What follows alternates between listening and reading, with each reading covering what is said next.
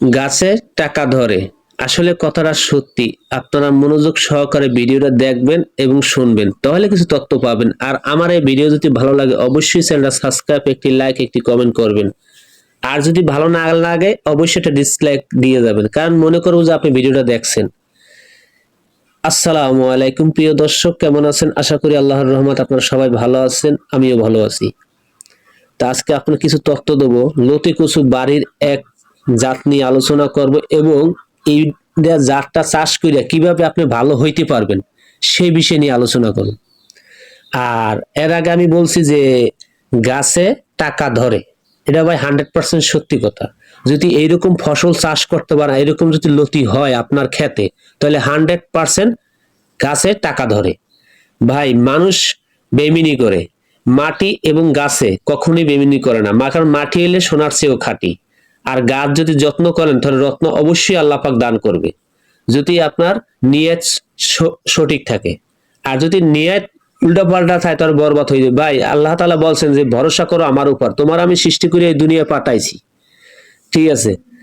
তুমি আমার উপর ভরসা করো। আর তুমি আমার উপর ভরসা না করো, শয়তানের উপর যদি ভরসা করো, তা তোমার ফয়সালা শয়তানে দেবে। হায়াত নুবুওয়াত সবকিছু দান করবো। তো এই জন্য বলি ভাই, পারলে মানুষের উপকার করব, ক্ষতি করব না। দেখেন, লতি কচু চারা যদি আপনার বাড়ির যদি অরিজিনাল ভাবে জাত আপনি লাগাইতে পারেন, যাচাই বাছাই করে, তাহলে আপনি অবশ্যই এক একটা গাছে সর্বনিম্ন 1000 টাকার লতি দিবে।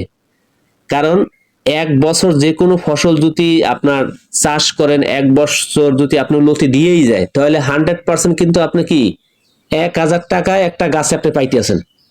হ্যাঁ, তাহলে 1000 টাকা যদি আপনি গাছে পান একটা গাছে, তাহলে 5000 যদি গাছ থাকে তাহলে কত হাজার টাকা আসে ভাই।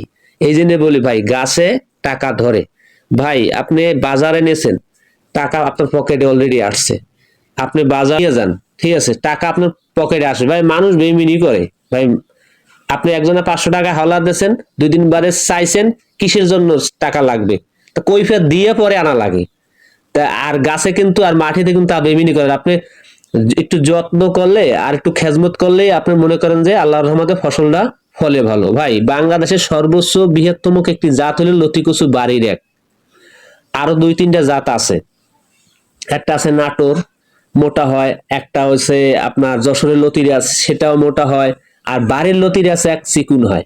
আর এই চিকুন লতিরাজ সবচেয়ে খাইয়া এবং যেসব কাস্টমার নেবে বা আপনি যে স্থানীয় বাজারে বিক্রি করবেন, ওখানে বেচলে আপনার আপনার লতিটার চাহিদা আছে। কারণ এই লতিটা খুব সুস্বাদু।